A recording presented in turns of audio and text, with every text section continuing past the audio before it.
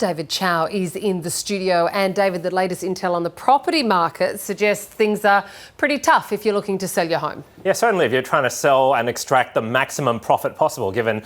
conditions for sellers have really softened over the past year. So we've got two pieces of data from Cotality, the data research firm focusing on property, and Ray White, the real estate agency. So starting with the Cotality data, they say that last week's preliminary auction clearance rate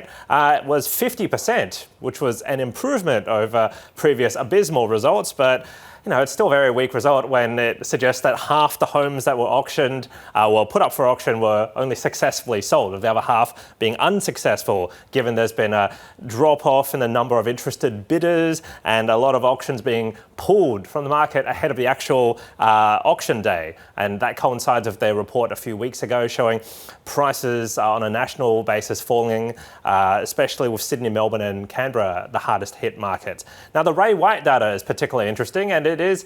does help to explain the low clearance rates, because Ray White's data shows there's been a big drop in buyer interest. The number of people attending open homes before the property is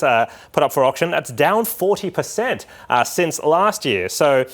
for each open home, on average, there's about 2.1 people who show up, compared to about 3.5 the year before. So a lot of people like to blame the slowdown in the property market on the federal budget that was released a couple of months ago, given its clamped down on negative gearing and raised capital gains tax for a lot of people. But Ray White says this slowdown happened even before the budget was released, because we've had three successive